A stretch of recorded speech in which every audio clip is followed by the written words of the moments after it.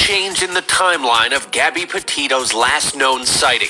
Nina Salee Angelo claims she saw Petito and her boyfriend, Brian Laundrie, at the Mary Piglet's restaurant in Jackson Hole, Wyoming on August 27th. Angelo says the couple was in an angry confrontation with the restaurant staff. At the show, including the fact that I am pregnant.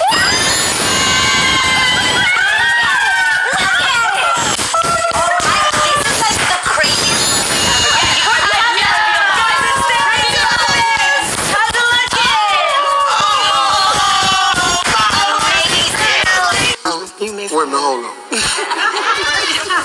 You're 28. You're currently pregnant by your 57-year-old neighbor.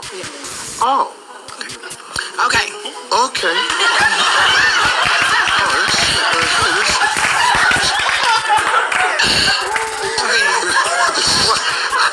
I thought I didn't hear, but...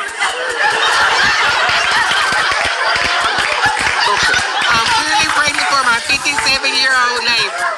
Okay, he's separated from his wife, but he has a girlfriend who's clearly his cousin. Okay, so currently pregnant by your 57-year-old neighbor who is...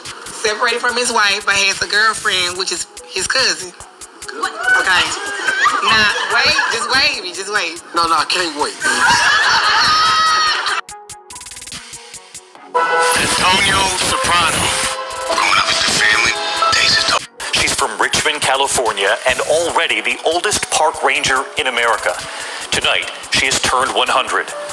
Betty, born in Detroit in 1921, she says she still has a lot of work to do. Her uniform, her ranger hat on, at the Rosie the Riveter World War II Homefront National Historical Park, which commemorates the contributions of women.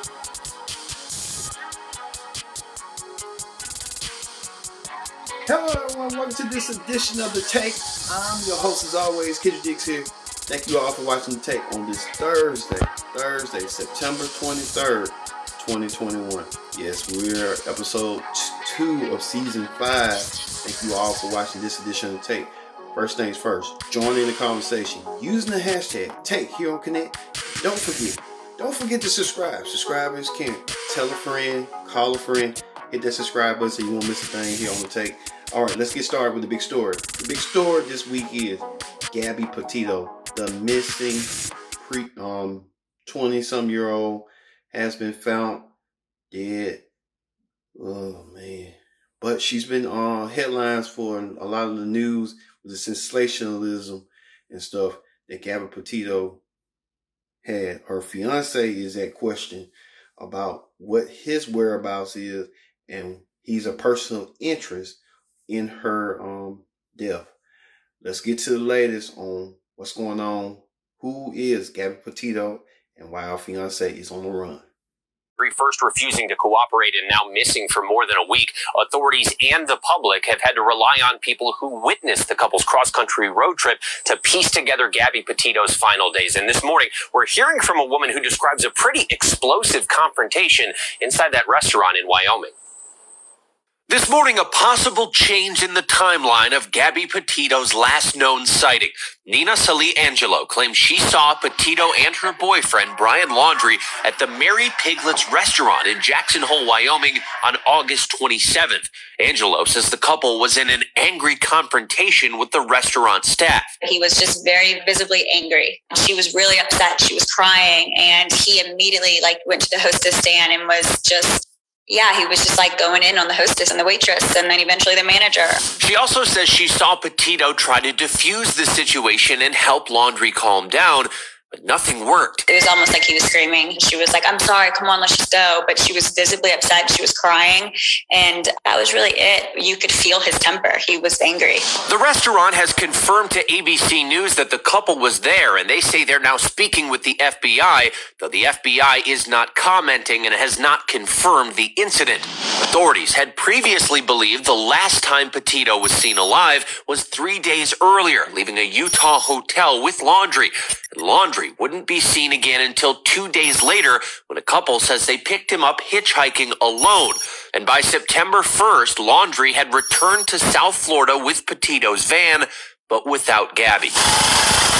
That's where Florida police and the FBI are now racing to find him. It's rough out there. Investigators now bringing in underwater dive teams at Carlton Nature Reserve. Our law enforcement partners, they're motivated and they're hungry to find Brian Landry. Former FBI agent and profiler Mary Ellen O'Toole says if Laundrie is in the woods on his own, his resources and time may be running out. There's a big distinction between the strengths and the effectiveness of law enforcement versus Brian, who's probably deteriorating. Brian Laundrie has now been missing for more than a week, and he is still the only named person of interest in Gabby's death. Neighbors say they saw him with his parents at home in the days before Gabby's disappearance was reported. They, as a family, the mom, dad, and him came out to take a stroll in the neighborhood. And with the coroner ruling Gabby's death a homicide and the case drawing international attention, vigils now popping up around the country. Overnight, these mourners gathering in Salt Lake City. Right, you saw Gabby what a lot of people saying about her remains and stuff was a sad story. Gabby Petito was a YouTuber. She was, cross country and stuff, and with her fiance at the time. Now he's been personal interest in her death. Many people are led to speculate that she and him had a volatile relationship where they used to argue and hitting each other. Like I said, when it comes to verbal and physical abuse, there's red flags for a relationship going down south. So our hearts and prayers go out to the family of Gabby Petito at this time. But there's another story on top of this story. A lot of the people think minorities are not being represented in media when it comes to crime cases and stuff, thinking there's only white women just be the ones. Well, you can hear what this journalist had to say. Past few days or on Twitter or TikTok, you're probably familiar with the name Gabby Petito, the 22-year-old aspiring social media influencer who was reported missing after her fiance returned from their van life excursion without her. On Sunday, human remains believed to be Petito's were found in a national park in Wyoming. No family should ever have to endure that kind of pain, and the Petito family certainly deserves answers and justice. But the way this story has captivated the nation has many wondering, why not the same media attention when people of color go missing? Well, the answer actually has a name: missing white woman syndrome. The term coined by the late and great Gwen Ifill to describe the media and public fascination with missing white women like Lacey Peterson or Natalie Holloway, while ignoring cases. Yes, Joy Reid saying that a lot of journalists minorities doesn't get their share time to be found like white women do. Well, I guess when you're in the media, you're just in the media and you're just going by what the sensationalism is and you just go with the flow. It should be more equal representation. If the white woman is being covered about being missing so well as a black woman or Asian woman or any minority woman you can think of that should have that equal time.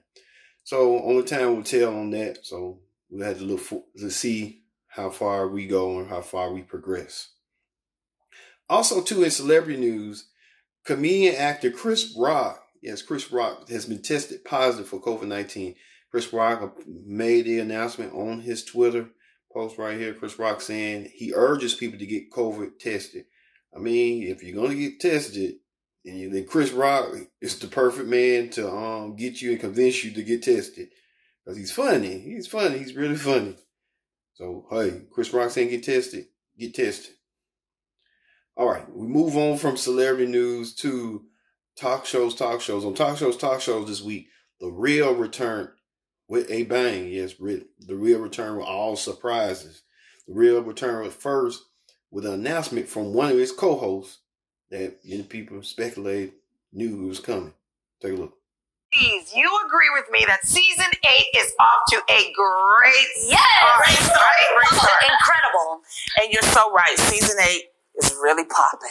Yeah, that's right. And we are expecting great things. Absolutely. And I can definitely say that our Real fam is growing. Yeah. And it's been really hard to keep all of these secrets for you guys because we had so much to reveal here at the show. including the fact that I am pregnant.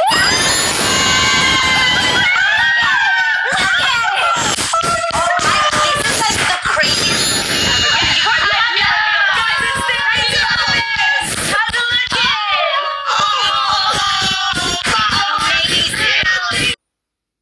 Yes, Jeannie announced that she was pregnant. She knew what she was doing. She used the real platform to announce she was pregnant, just to get people to talk and buzz. Like, everybody knew she was pregnant. Even Tamar Braxton said she was pregnant. So Jeannie came out the bag, saying she's pregnant. So congratulations to her and young Jeezy on expecting their first child together. They're going to be a cute blazing, I'm telling you. Also, too, next, on the following days during the Real tried to be real. They don't care, I guess, with Nicki Minaj. I don't know if they built relationships with or not, but Nicki Minaj ain't gonna appear on the Real no more. I guess if she has, she ain't now. Well, one of Kenny Petty's accusers, Nicki Minaj's husband, she appeared on the Real, and she tried to tell her side, her story, and on the Real trying to be now The View. Take a look. Against Nicki Minaj and her husband, Kenneth Petty, a lawsuit accusing them of harassment and intimidation. We believe that all women's voices have the right to be heard. Please welcome Jennifer Huff and her lawyer, Tyrone Blackburn. Welcome, guys. Regards to this whole situation, have put me in a different type of fear at my age now, and it was wrong, and I don't want to be afraid anymore. So the only way not to be afraid is to continue to speak up. Kenneth Petty first denied the rape charges. He was charged with first-degree rape, subsequently pleaded guilty to attempted rape, and spent over 4 years in prison, according to the inmate records. Did you feel that justice was served? I don't think I thought about justice per se, because our next right there, she detailed that she got sexually assaulted by Kenny Petty, and she said that Kenny Petty and Nicki Minaj tried to bribe her, and she didn't want to be bribed. She just wanted to tell her side of the story. So if that's true, Nicki Minaj is really got herself on a web full of lies with Kenny Petty, and now she's trying to co-sign with it. I mean, come on, Nicki, you got to be better. I get that's your husband, you want to defend him, and you want him to move. Y'all want to move on, but stuff like this, he should just go ahead and sign the sex list. I guess that's what the media trying to do. They're trying to designate to break up Nicki Minaj's life, her marriage life. Oh, good luck with that. All right. Also, on the Steve Harvey show, you see right here, Steve Harvey wearing denim, all denim on himself. Well, Steve Harvey kind of think outside the box. He's an eccentric type of dude. Well, Steve Harvey gets his season premiere on his show on YouTube, on Facebook, and an audience member gives Steve a complicated story that leaves Steve speechless himself. Take a look. Wait a minute, hold on. You're 28. You're currently pregnant by your 57-year-old neighbor. Yeah. Oh. Okay. Okay.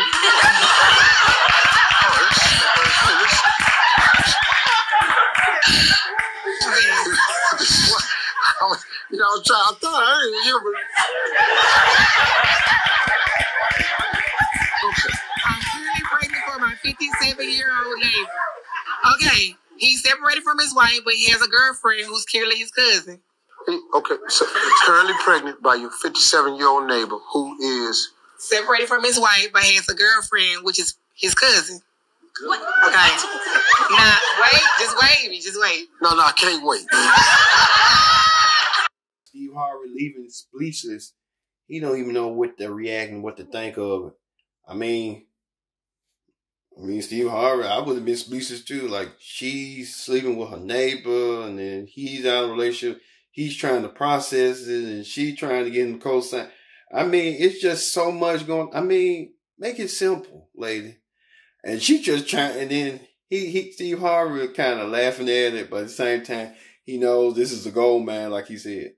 Yeah, he is a gold mine. But the lady know better. She knew better. She knew what mess she was getting herself into. That ain't no excuse. He just you just know when you know. When you think you know, you know. You know what I'm saying? So it is what it is. Okay. All right, let's move. All right. We'll be back with more Take. Don't go nowhere. This is the Take here. Stand by.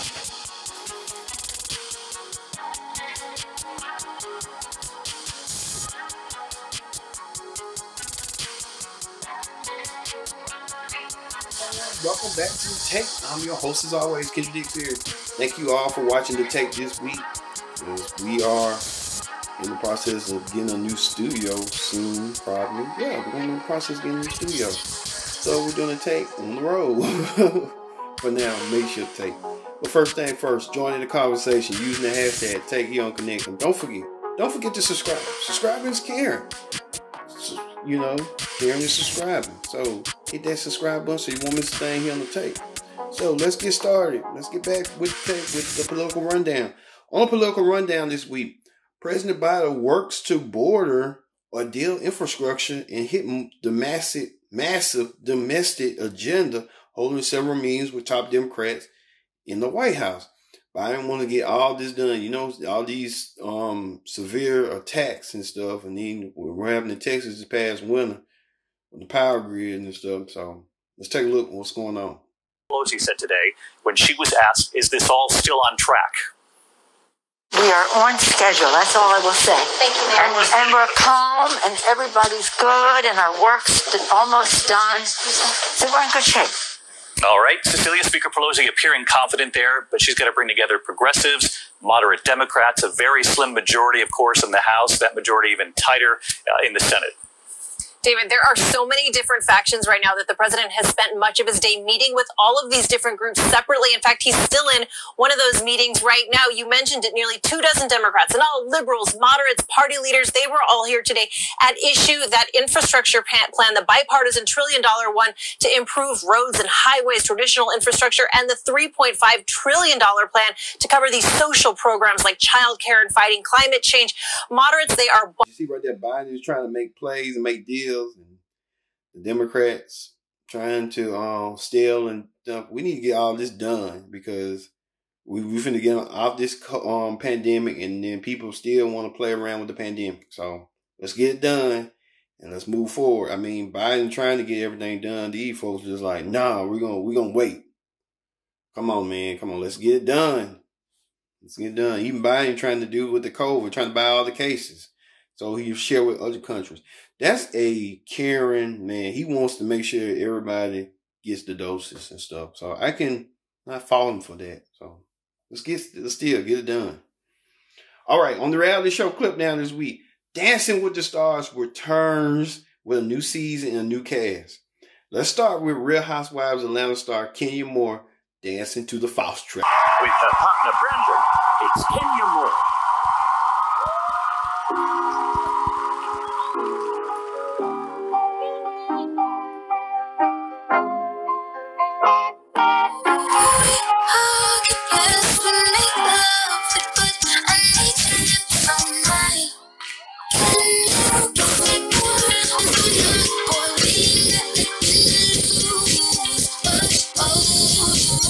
Doing the Doja Cat scissor theme. Kenya just being Kenya. She gonna act wild and crazy. Watch what I tell you. Watch what I tell you. Watch what I tell you soon rather than later. Next thing you know, the Bachelor, Matt James, dances to a late 80s legend that many people didn't see coming. Take a look.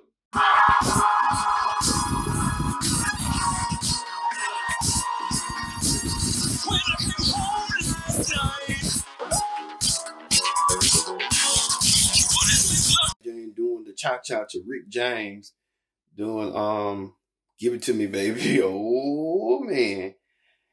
Like I said, Matt James, a lot of people saying he might be corny, but you never know. He might be high on his wild side. You never know. Also, too, Well, here's something people are going to talk about. JoJo Sweeney dancing to the quick step to this.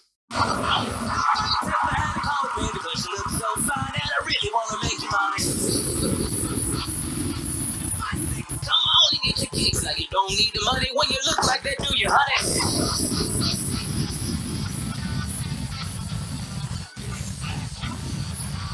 JoJo Sweeney trying to show people that she's more than a child star or for children. She wants to be out adventurous because she's part of the LGBT community. So JoJo's trying to get herself out there. They saying she's odds on favorite to win it. So this is what it is. Also, too, Amon Supper, the husband of Tiana Taylor, dances his way to the juke, but with a bliss for Outkast. Take a look.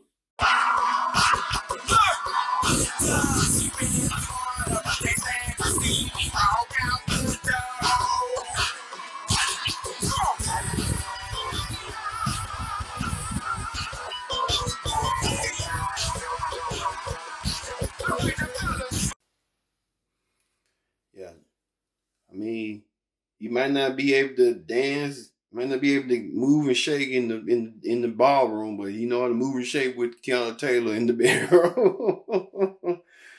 Oh man. Okay. And finally, WWE star The Miz. The Miz dances to this BSK jam. Yeah, The Miz got the moves and stuff. So The Miz is going to be a perfectionist. He's going to be dancing his way to the top as much as he can to get that ballroom trophy. And a lot of people still talk about Tyra Banks about her hair. I mean, that's her hair. So this Tyra Banks, what can you expect? She's been Tyra Banks for so long. So it is what it is. All right, and finally, the viral video of the week. The viral video of the week is a centennial celebration. Yes, a park ranger servant named Betty Reed Sestan is the country's oldest living national park ranger. And guess how old she is? You won't believe it. Take a look. She's from Richmond, California, and already the oldest park ranger in America. Tonight, she has turned 100. Betty, born in Detroit in 1921, she says she still has a lot of work to do. Her uniform, her ranger hat on, at the Rosie the Riveter World War II Homefront National Historical Park, which commemorates the contributions of women during World War II. Betty started there at the age of 85. She shares the stories of women during that time, the stories of black women, what she faced too. Tonight, Betty's community honoring her, naming this middle school after her. Betty cutting the ribbon at the Betty Reed Soskin Middle School. The birthday cake, 100 on top. Little Melanie Armstrong on the right there. She's Betty's great-great-niece. And right here tonight... Hello, David. Betty the park ranger at 100. People need heroes, and I'm maybe one of those. I think it's important that we all follow our passions. We all need passions.